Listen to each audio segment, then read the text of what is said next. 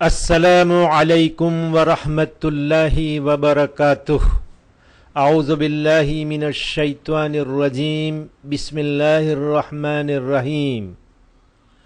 આપણા ચોથા ઇમામ હઝરત અલી ઝૈનુલ આબેદીન અલૈહિસ્સલામ જ્યારે માહે મુબારક રમદાનને વિદા કરતા હતા તો આ પ્રમાણે ફરમાવતા હતા કે હાય મારા માબૂદ, એ મારા અલ્લાહ, અમે તે મહિનામાં જે નાના મોટા ગુનાહ કર્યા છે અથવા કોઈ જુર્મ અથવા ભૂલ કરી છે, જાણી જોઈને અથવા ભૂલથી અમો તે મહિનામાં અમારા નફ્સ ઉપર જુલ્મ કર્યો હોય અથવા અમારા સિવાય કોઈ બીજાની આબરૂ બરબાદ કરી હોય, તું મોહમ્મદ સલ્લલ્લાહુ અલૈહિ વસલ્લમ અને આલે મોહમ્મદ ઉપર રહેમત નાઝિલ કર અને તારા પડદામાં છુપાવી લે અને તારી મહેરબાની થકી અમોને માફ કરી નાખ અને અમને ગમંડ કરવા વાળાઓ, ફખ્ર કરવા વાળાઓ, અહંકાર અને અભિમાન કરવાવાળાની આંખો સામે ઊભા નહીં કરજે.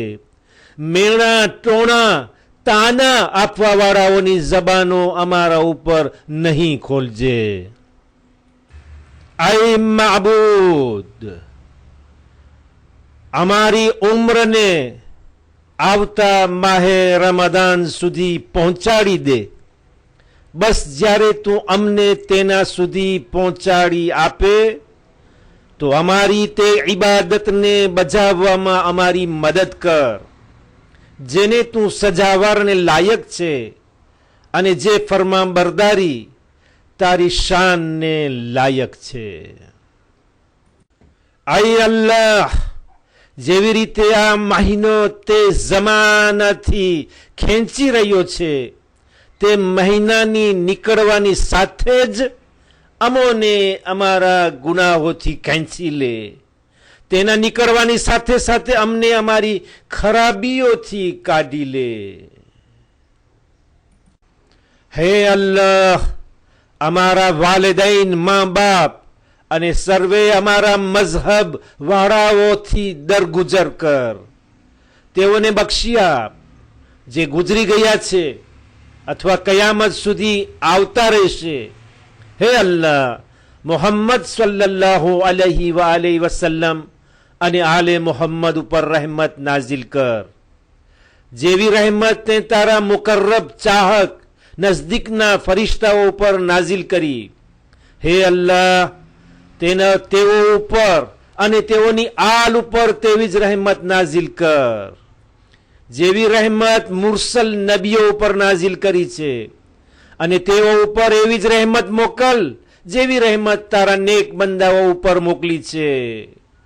બલકે તે સર્વેથી બહેતર, આઈ સર્વે જહાનના પાલનહાર એવી રહેમત મોકલ જેની બરકત અમારા સુધી પહોંચે અને તેનો નફો અમને જરૂર મળે, જેના બારામાં અમારી દુઆ કબૂલ થઈને રહે, જેના તરફ વલણ રગબત કરી શકાય છે. તું તે સર્વેથી બહુ જ વધારે કરીમ છે અને જેના ઉપર ભરોસો કરાય છે. તું તે સૌથી વધારે મદદ કરવા વાળો છે અને જેની કૃપા, મહેરબાની, રહેમત માંગવામાં આવે છે. તું તે સર્વેથી વધારે આપવા વાળો છે. જરૂર તું સર્વે વસ્તુ ઉપર કાદિર છે, કુદરત અને તાકાત રાખવા વાળો છે. મારા મોહતરમ માવિત્રો, ભાઈઓ, બહેનો, મારી માતાઓ, મારા વહાલા જવાનો અને મારા પ્યારા બચ્ચાઓ, ઇમામ અલી ઇબ્ન અલ હુસૈન સૈયદે સજ્જાદ ઝૈનુલ આબેદીન અલૈહિસ્સલામની સહીફે કામેલાની અંદર આ દુઆ બહુ જ લાંબી છે અને તે દુઆ નંબર 45 છે, પણ ફક્ત અમુક તેના ટુકડાઓ, અમુક ભાગ તમારી સામે વાંચીને તમને સંભળાવ્યા. આ આપણો આજનો 25મો પ્રોગ્રામ છે.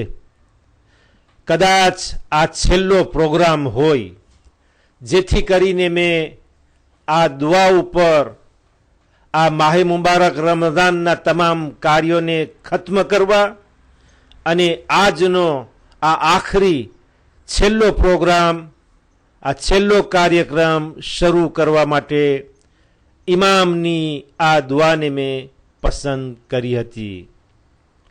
હવે આજના જે ખાસ સવાલો છે તેના ઉપર હું આવી જવા ચાહું છું. તમને ધ્યાન છે કે નમાઝની અંદર બીજી રકાતમાં જ્યારે કુનૂત પડવામાં આવે છે તો કુનૂતની અંદર ઘણી આપણે દુઆ પઢી શકીએ છીએ જે કુરાનમાંથી લેવામાં આવે છે અથવા તો બીજી જે માસુમીન અલૈહિસ્સલામે બતાવી હોય. ખાસ કરીને આ દુઆ જરૂર લોકો પढ़ે છે અને તે છે કુરાને શરીફના શબ્દો છે, કુરાને શરીફના કલામ છે. અલ્લાહે જે કલામ ફરમાવ્યા છે એ આપણે નમાઝની અંદર કુનૂતમાં પઢીએ છીએ. રબ્બના આતિના ફિદ દુનિયા હસનહ વફિલ આખિરતી હસનહ વકીના અઝાબન નાર. તો તે કલામ, તે આયત કુરાને શરીફની અંદર 3 સૂરાઓના નામ તમારી સામે મૂકવામાં આવ્યા છે. સૂરે અલ બકરા જે કુરાને શરીફનો બીજા નંબરનો સૂરો છે તેની 201 નંબરની આયત, સૂરે આલે ઇમરાન જે કુરાને શરીફનો ત્રીજા નંબરનો સૂરો છે તેની 200 નંબરની આયત, અથવા તો સૂરે અલ માઇદા જે કુરાને મજીદનો 5મો સૂરો છે તેની 120 નંબરની આયત. આ તપાસી તમે તેનો જવાબ આપશો.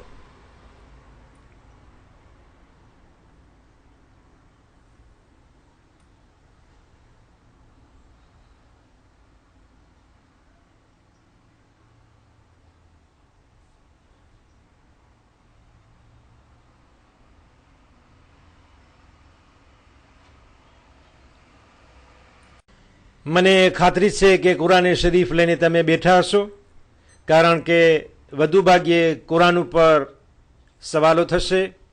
આ માહે મુબારક રમઝાન જે કુરાને શરીફની તિલાવત કરવાનો ખાસ કરીને મહિનો છે જેમાં કુરાનની તિલાવતનો વધુ સવાબ સમાયેલો છે. જવાબ તમારી સામે મૂકવામાં આવે છે. સૂરે અલ બકરાની 201 નંબરની આયત છે જેમાં આ કલામ, આ દુઆ જે કુનૂતની અંદર આપણે પઢીએ છીએ તે તેમાં સમાયેલી છે. હવે આપણે બીજા સવાલની અંદર પ્રવેશ કરીએ છીએ જે પણ કુરાને શરીફની એક આયત જે તમારી સામે મૂકવામાં આવી છે જે અવારનવાર આપણે પઢીએ છીએ. ખાસ કરીને જ્યારે કોઈ બીમાર હોય, કોઈ તકલીફમાં, મુશ્કેલીમાં, આફતમાં, બલાની અંદર ઘેરાઈ ગયો હોય ત્યારે મસ્જિદની અંદર, મજલિસોની અંદર આપણે આ આયતને 3 વખત, 5 વખત યા 7 વખત પઢીને અલ્લાહ પાસે એવા માણસોની દુઆ માંગીએ છીએ કે બીમારને શિફા આપે, જે તકલીફ અને મુશ્કેલીમાં હોય તેને એ મુશ્કેલી અને આફત, બલ્લા, તકલીફમાં જે ઘેરાયેલા હોય તેમાંથી તેને છુટકારો આપે. કુરાનની આયત તે એક જ છે, 62 નંબરની આયત, પણ સૂરાઓના નામ અલગ અલગ છે. જેમ કે સૂરે અન-નમ્લ જે કુરાન શરીફનો 27મા નંબરનો સૂરો છે, સૂરે અન-નહલ જે કુરાન મજીદનો 16મા નંબરનો સૂરત છે, અને સૂરે અલ-હજ જે કુરાન કરીમનો 22મા નંબરનો સૂરો છે. એ તમે તપાસી અને જવાબ આપશો.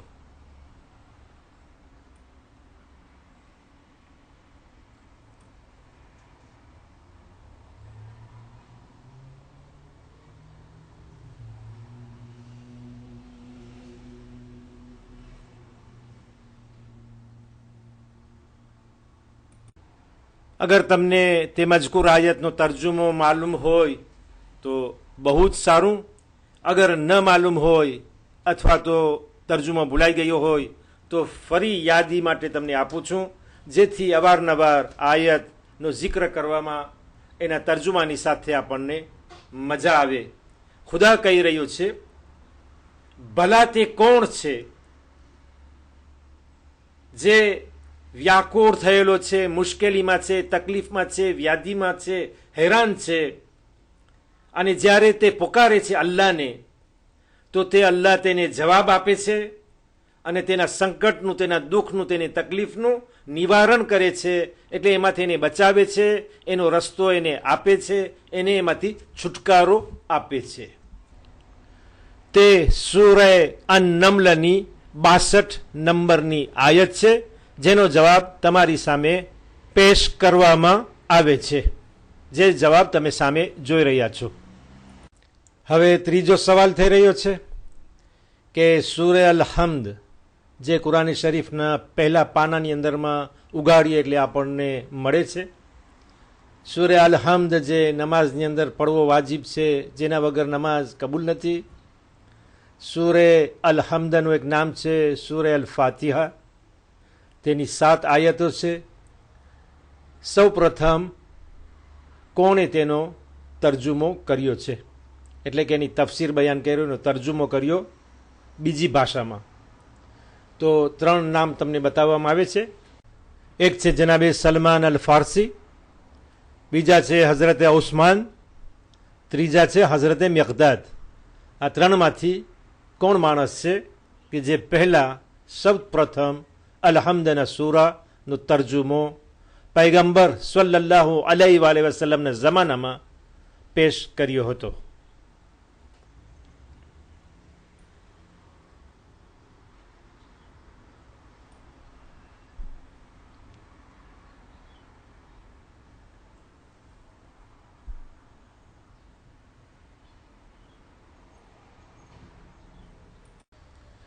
તે હઝરતે સલમાન અલ ફારસી, જેના માટે પૈગંબર સલ્લલ્લાહુ અલૈહિ વસલ્લમે કહ્યું હતું કે તેમને સલમાન અલ ફારસી ન કહો, બલકે સલમાન અલ મુહમ્મદી કહો.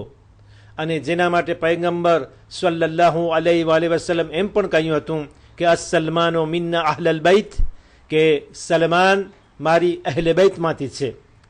તો જનાબે સલમાન અલ ફારસી અરબ ન હતા, તે ઈરાની હતા, પારસી હતા. તો તે એ માણસ છે કે જે સૌ પ્રથમ અલ-હમ્દના સૂરાનો તર્જુમો કરી એ વખતે પૈગંબર સલ્લલ્લાહુ અલૈહિ વસલ્લમની સામે પેશ કર્યો હતો અને તેના જમાનામાં.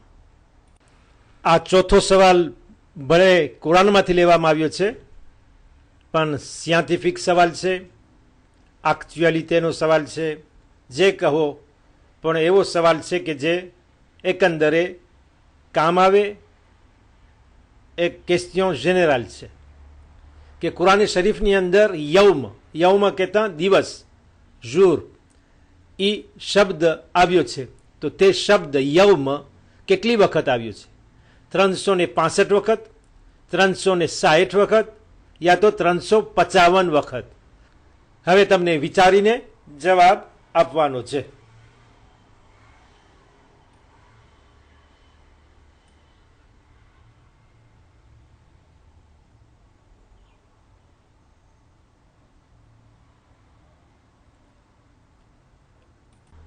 મેં એ શબ્દ કુરાન શરીફની અંદર ગણ્યો નથી કે કેટલી વખત આવ્યો છે. જાણવી લોકો કહે છે કે તે 365 વખત આવ્યો છે. હવે વિચાર કરો કે સિયાસને બાદમાં ખબર પડી કે 365 દિવસનો એક વર્ષ થાય છે, પણ કુરાન શરીફ 1400-1500 વર્ષ પહેલાં બતાવી દીધું. 365 વખત એ યૌમ શબ્દ કુરાન શરીફની અંદરમાં વારંવાર ફરમાવીને 365 વખત આવે છે, જેની ગણતરી એના ઉપર પડે છે કે જે વર્ષના 365 દિવસો છે. જો અગર એ ક્રિશ્ચિયન કેલેન્ડર જે સૂરજ ઉપર ચાલે છે તેને જો જોવામાં આવે. હવે આપણે 5મા સવાલમાં આવ્યા. તારીખી સવાલ છે. જરા ઇતિહાસને પણ તપાસીએ કે સૌ પ્રથમ પહેલું મિંબર ક્યારે બનાવવામાં આવ્યું? શું પૈગંબર હઝરત મુહમ્મદ મુસ્તફા સલ્લલ્લાહુ અલૈહિ વસલ્લમ મક્કામાં હતા ત્યારે મક્કાની અંદર મિંબર હતું કે નહીં હતું? જ્યારે હઝરત રસૂલ ખુદા સલ્લલ્લાહુ અલૈહિ વસલ્લમ ત્યાં ખુતબાઓ આપતા હતા, તકરીર કરતા હતા, હિદાયત અને તબલીગ કરતા હતા તો તે વખતે મિંબર ઉપર બેસીને કરતા હતા, કેવી રીતે હતું?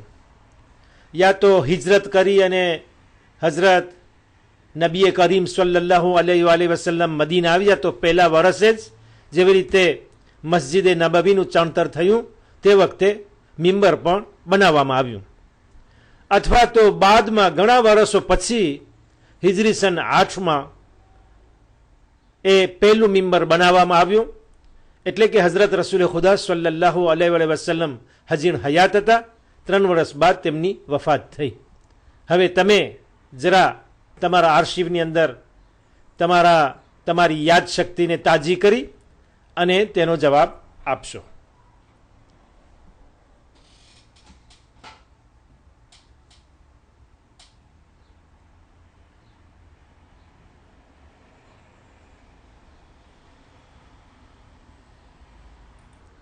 ઇતિહાસ કહેતા હિસ્તવાર એમ બતાવે છે કે સૌથી પહેલું મિંબર જે બનાવવામાં આવ્યું તે હિજરી સન 8માં હતું. એટલે કે મદીના આવ્યા પછી હિજરત બાદ 8 વર્ષ પછી એ પહેલું મિંબર બનાવવામાં આવ્યું હતું. હઝરત રસૂલ ખુદા સલ્લલ્લાહુ અલૈહિ વસલ્લમ એની પહેલાં એક ઝાડના થડ ઉપર હાથ રાખી અને ટેકો આપી અને ખુતબો આપતા હતા. આપણે છઠ્ઠા સવાલમાં આવીએ છીએ, એ પણ તારીખી સવાલ છે, એટલે કે હિસ્ટોરિક ક્વેશ્ચન છે. સવાલ તમારી સામે મૂકવામાં આવ્યો છે કે જંગે બદ્ર ઇસ્લામની પહેલી લડાઈ. પહેલાંના પ્રોગ્રામમાં આ સવાલ આવી ચૂક્યો છે કે 17 માહે રમદાનના જંગે બદ્ર ફતેહ થઈ હતી. ઇસ્લામની આ પહેલી કામયાબી હતી અને પહેલી લડાઈ હતી, જેમાં ફક્ત 313 મુસલમાનો 1000 કુફારો મુશરિકીનોની સામે લડવા ગયા હતા અને ફતેહ પામી અને પાછા મદીના આવ્યા. હવે સવાલ એ છે કે માહે મુબારક રમદાન એ મહિનો છે કે જેની અંદર એક બીજી પણ ફતેહ પૈગંબર સલ્લલ્લાહુ અલૈહિ વસલ્લમને મળી છે. તો એ કયા વખતે હતી? શું જંગે ઓહદ જે જંગે બદ્ર પછી થઈ એમાં આ માહે રમદાનમાં ફતેહ મળી હતી, યા તો એક લડાઈ હતી જંગે તબુક, એ લગભગ હિજરી 9માં થઈ હતી. શું તેમાં પૈગંબર સલ્લલ્લાહુ અલૈહિ વસલ્લમ માહે રમઝાનમાં જીત મેળવ્યા હતા, ફતેહ પામ્યા હતા? અથવા તે વખતે કે જ્યારે પૈગંબર સલ્લલ્લાહુ અલૈહિ વસલ્લમ મક્કા તરફ રવાના થયા અને મક્કા ઉપર કબજો કરવાના હતા, ત્યાં તો લડાઈ કાંઈ ન થઈ, ખૂનરેજી ન થઈ, કંઈ નહીં, પણ મક્કા હાથમાં આવી ગયો, તેના ઉપર તેમની ફતેહ થઈ અને એ માહે મુબારક રમદાનનો મહિનો હતો યા તો બીજો કોઈ વખત હતો. આ 3 મૌકા તમારી સામે મૂકવામાં આવ્યા છે, જંગે ઓહદ, જંગે તબુક અને મક્કાની ફતેહ. એ 3માંથી કયો મોકો છે કે જેમાં માહે મુબારક રમદાન અલ્લાહનો આ મહિનો હતો?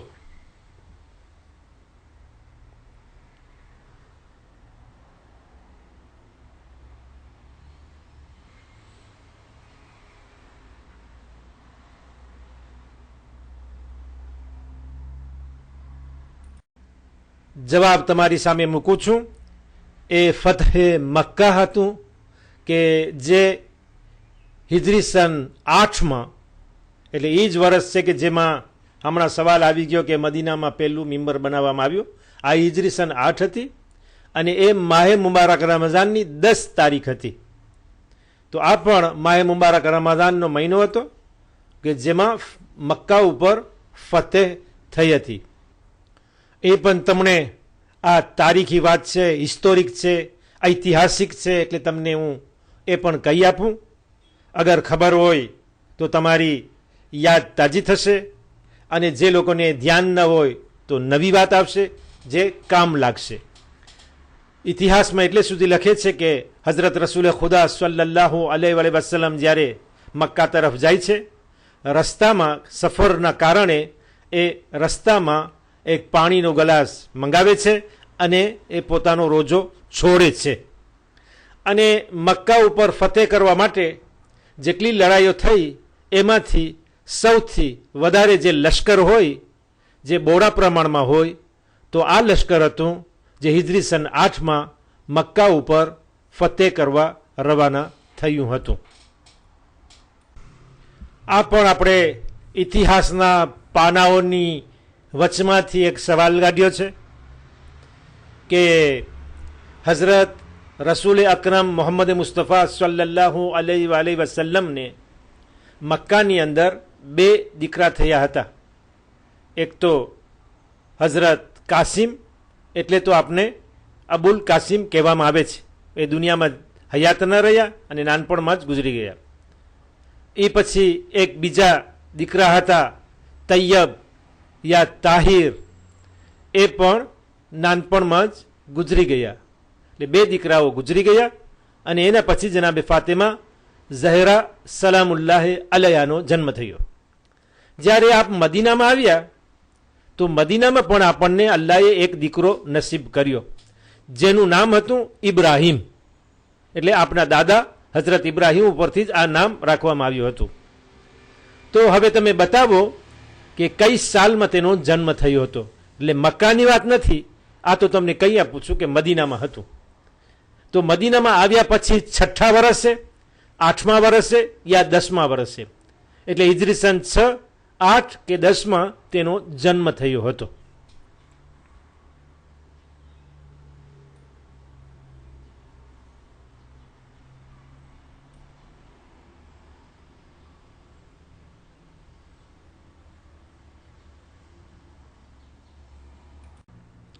આગલા પ્રોગ્રામની અંદર એક વખત આવી ગયું છે કે હઝરત રસૂલે અકરમ મોહમ્મદ મુસ્તફા સલ્લલ્લાહુ અલૈહિ વસલ્લમની એક બીબી હતા જેનું નામ હતું જનાબે મારિયા કિબ્તિયા. કિબ્તિયા એટલે કહેવામાં આવે છે કે તેઓ ઇજિપ્તના હતા. કોપ્ત ઉપરથી કિબ્તિયા રાખવામાં આવ્યું છે. તો ઇજિપ્શિયન ઓરત જે આપની બીબી હતા જેમનું નામ જનાબે મારિયા હતું, તો એના પેટે એક દીકરો થયો હતો જેમનું નામ હતું હઝરત ઇબ્રાહીમ. અને તેઓ પણ નાનપણમાં જ ગુજરી ગયા. ફક્ત 14 મહિના એટલે 1 વર્ષ અને 2 મહિના દુનિયામાં હયાત રહ્યા અને તેઓ દુનિયાને છોડી ઇન્તેકાલ કરી ગયા. તેમને જન્નતુલ બકી જે છે ત્યાં દફન કરવામાં આવ્યા હતા અને તેમનો જન્મ હિજરી સન 8માં થયો હતો, એ જ વર્ષમાં કે જ્યારે મક્કા ફતેહ થયું હતું. 8મો સવાલ ભલે ઐતિહાસિક છે, હિસ્ટોરિક છે, પણ એનો જિક્ર કુરાન શરીફમાં પણ આવ્યો છે. એટલે કુરાન ઉપરથી છે અને ઇસ્તવાર ઉપરથી પણ આ સવાલ આવે છે. સવાલ એ છે કે એ કઈ મસ્જિદ છે કે જેના માટે અલ્લાહ તરફથી હઝરત રસૂલ ખુદા સલ્લલ્લાહુ અલૈહિ વસલ્લમને હુકમ મળ્યો હતો કે તેને તોડી નાખવામાં આવે. અલ્લાહ અત્યાર સુધી એમ જ કહેતો હતો પૈગંબરને કે મસ્જિદ બનાવવાનો હુકમ આપે અને હઝરત રસૂલ ખુદા સલ્લલ્લાહુ અલૈહિ વસલ્લમ પણ એમ જ કર્યું હતું કે જેવી રીતે મસ્જિદ નબવી બનાવી મદીનાની અંદર, તો અલ્લાહ તો પોતાનું ઘર બનાવવાનો હુકમ આપે છે કે જ્યાં લોકો ભેગા થાય અને એનો સિજદો કરે, એમાં એની નમાઝ પડે, અલ્લાહની ઇબાદત કરે, જેને અલ્લાહનું ઘર કહેવામાં આવે છે, જેને ખાને કાબા જ્યાં માણસો હજ કરવા જાય છે એની નકલ, એની કોપી, એની તસવીર કહેવામાં આવે છે. તો અહીંયા તો ઉલટો હુકમ થઈ ગયો છે કે ખુદાવંદે કરીમ મસ્જિદ બનાવવાના બદલે હુકમ આપે છે કે જે મસ્જિદ થઈ ગઈ છે ને તોડી નાખવામાં આવે, એની પછાડી નાખવામાં આવે. ને હઝરત રસૂલ ખુદા સલ્લલ્લાહુ અલૈહિ વસલ્લમ એ કામ કરે છે, મસ્જિદને તોડાવી નાખે છે. તો એ કઈ મસ્જિદ હતી? મસ્જિદે કુબા હતી, મસ્જિદે ઉમર હતી યા મસ્જિદે દરાર હતી? તો આ 3 મસ્જિદમાંથી કઈ મસ્જિદ છે જે તમે થોડો વિચાર કરી, ઇતિહાસની અંદર તપાસી, તમારી યાદને પાછી તાજી કરી એમાંથી જવાબ આપશો. ત્યાં સુધી હું પણ મારો જવાબ તૈયાર કરું છું.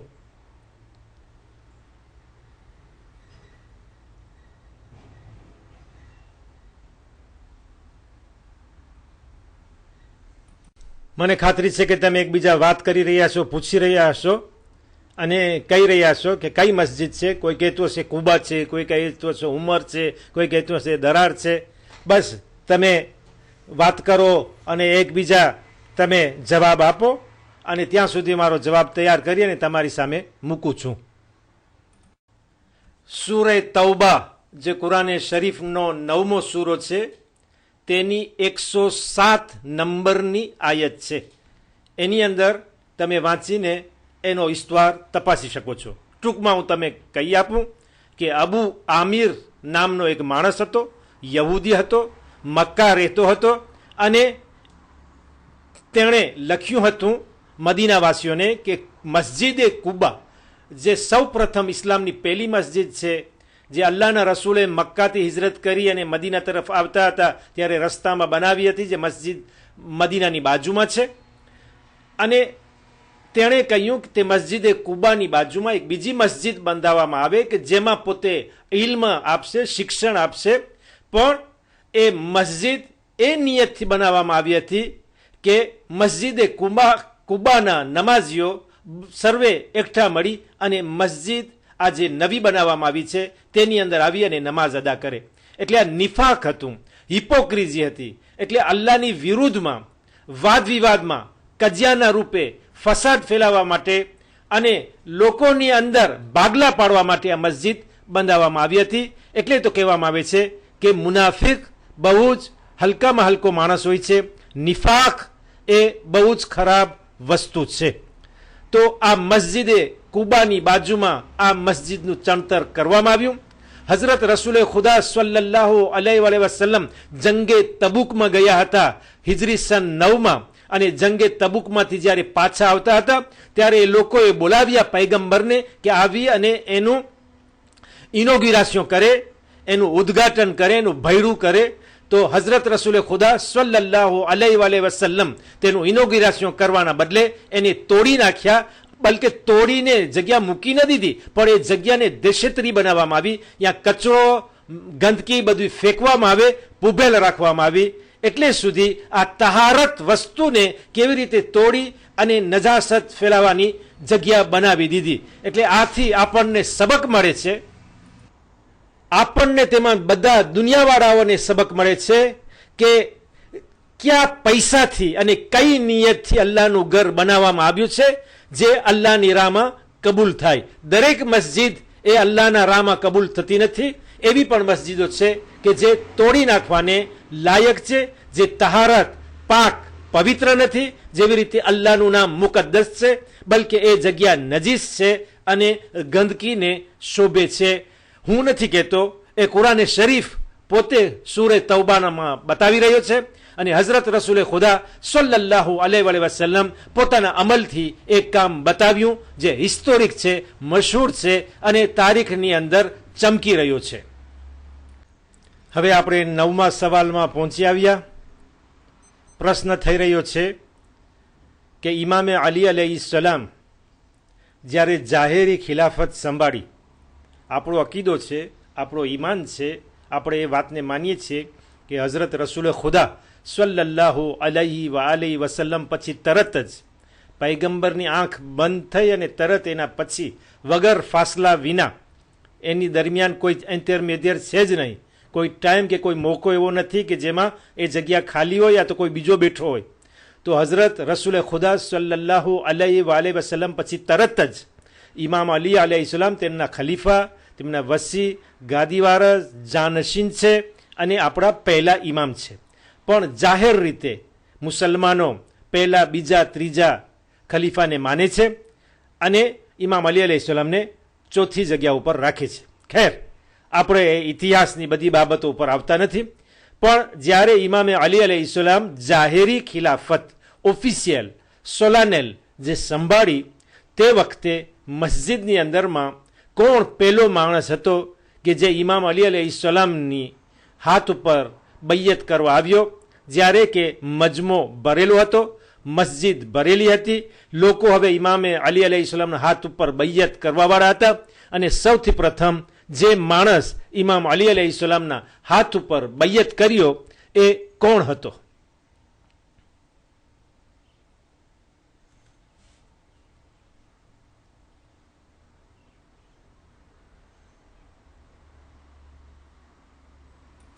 ત્રણ નામ તમારી સામે મૂકવામાં આવ્યા છે, એક ઝુબૈર, એક તલહા, એક મુઆવિયા. તો ત્રણમાંથી કયો માણસ છે જે સૌ પ્રથમ આગળ વધ્યો? તમે વિચાર કરો, અને ત્યાં સુધી હું જવાબ તૈયાર કરીને તમારી સામે આફિશે કરું છું.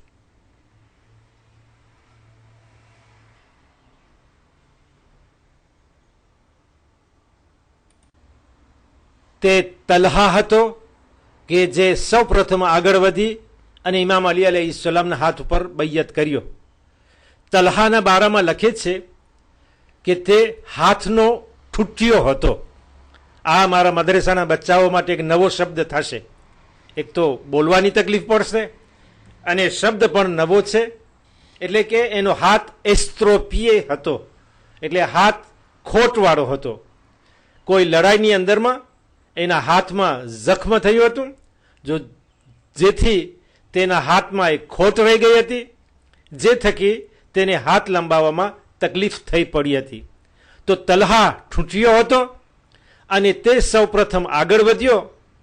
તો જમાત શું કહેવા લાગી? જમાત એટલે મજમો. જે લોકો મસ્જિદની અંદર ભેગા થયા હતા એ લોકોએ જ્યારે જોયું તો એમ કહ્યું અને એમ વાત ફેલાવી કે જ્યારે એક ખોટવાળો માણસ, એક તૂટેલા હાથવાળો માણસ આગળ વધ્યો અને ખિલાફતનું કામ સૌ પ્રથમ બૈયતથી એનાથી થયું, તો જરૂર આ ખિલાફત દરમિયાન કોઈ પણ નુકસાની પહોંચશે, કોઈ તકલીફ આવશે. અપશુકનિયાળ વાત કહી. આમાં કંઈ અજબ થવાનું નથી. આપણી ત્યાં પણ એમ જ ચાલતું હોય છે. અગર આપણે કોઈ શાદીના મોકા ઉપર અથવા બીજા કોઈ એવા ખુશીના આનંદના મોકા ઉપર જઈએ અને સામે કોઈ એવી વાત મળે કે જે દિલને ગમ પહોંચાડે, જે દુઃખ ભરી હોય, તો આપણે તરત કહેશું કે આ અપશુકનિયાળ વાત સામે આવી છે, તો એના શુકન, એની શરૂઆત, એનું ડેબ્યુ સારું નથી. તો તલહા અને ઝુબૈર એ બે માણસો છે કે જે ઇમામે અલી અલૈહિસ્સલામના હાથો ઉપર સૌ પ્રથમ આગળ વધી અને બૈયત કરી, અને સૌ પ્રથમ બૈયત તોડનાર પણ એ લોકો છે અને જંગે જમલમાં ઇમામે અલી અલૈહિસ્સલામ સામે લડવા આવ્યા હતા. ને ત્રીજું નામ મુઆવિયાનું છે. એના વિશે હું કંઈ કહેતો નથી, દરેક કોઈ જાણે છે. એ તો બહુ જ મશહૂર અને પ્રખ્યાત માણસ છે. હવે આપણે આખરી સવાલ એટલે 10મા સવાલ ઉપર આવી પહોંચ્યા અને આપણો પ્રોગ્રામ પણ અહીં ખત્મ થાય છે. અલ્લાહના નામથી કાર્યક્રમને શરૂ કરવામાં આવ્યો અને અલ્લાહના નામ ઉપર તેને ખત્મ કરવામાં આવે છે. તો સવાલ એ થઈ રહ્યો છે કે કુરાને શરીફ, કુરાને મજીદની અંદર અલ્લાહ નામ ઘણી જગ્યા ઉપર આવ્યો છે. આખા કુરાનની અંદર કેટલી વખત અલ્લાહનું નામ લેવામાં આવ્યું છે? 6000થી વધુ આયતો કુરાને શરીફની અંદર છે, 30 સિપારાઓ છે અને 114 સૂરાઓ છે. તો 2205 વખત, 2105 વખત કે 2005 વખત, આ ત્રણ શિફ્રમાંથી, ત્રણ નંબરમાંથી, એ સંખ્યામાંથી કઈ સંખ્યા એ બરાબર છે કે જેટલી વખત એ અલ્લાહનું નામ કુરાન મજીદની અંદર લેવામાં આવ્યું છે?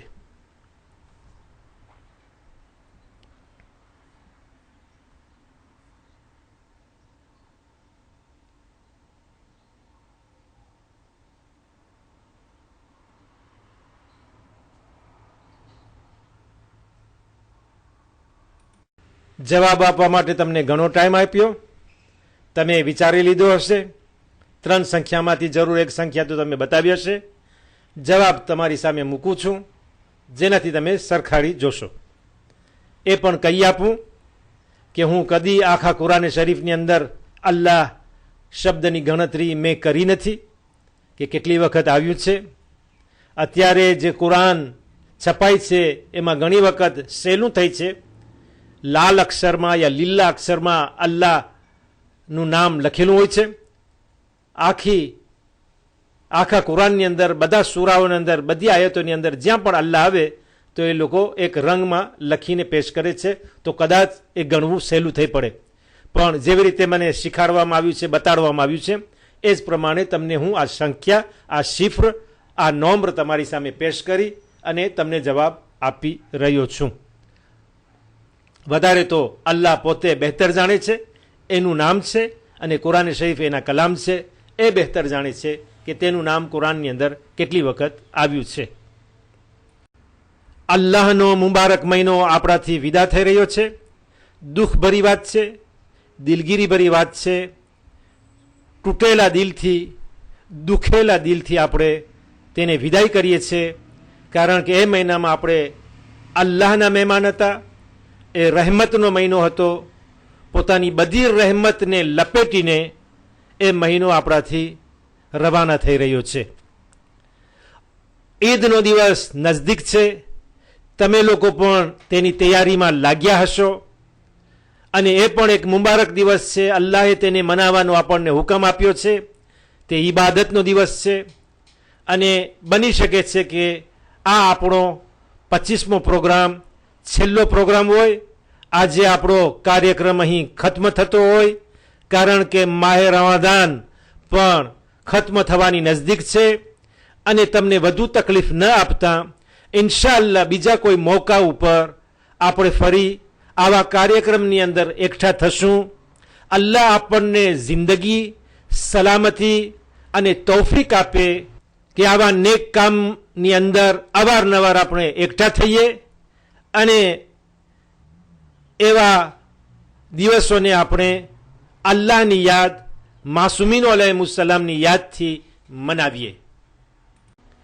મારા બોલવામાં, કહેવામાં, બયાન કરવામાં કોઈ ભૂલ થઈ ગઈ હોય તો તે તરફ મારું ધ્યાન ખેંચશો અને તમારી પાસે હું ઘણી માફી ચાહું છું.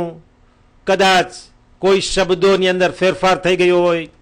એવું ન બને કે માહે મુબારક રમઝાન ચાલ્યો જાય અને તમે મને માફ કર્યા વિના, માફી બક્ષયા વિના મને છોડી આપો. બસ દુઆ કરીએ કે અલ્લાહ આપણા નેક કાર્યને કબૂલ ફરમાવે, આપણા ઇલ્મમાં વધારો કરે, આપણી યાદ શક્તિમાં પણ વધારો કરે અને આવી રીતે ઇલ્મ મેળવવાની આપણને તૌફીક અને હિંમત, તાકાત, તંદુરસ્તી, જિંદગી આપે. બસ હું તમારાથી રજા લઉં છું. માહે મુબારક રમઝાનના આખરી દિવસો શાંતિ, અમાન અને મોહબ્બતની સાથે તમામ થાય.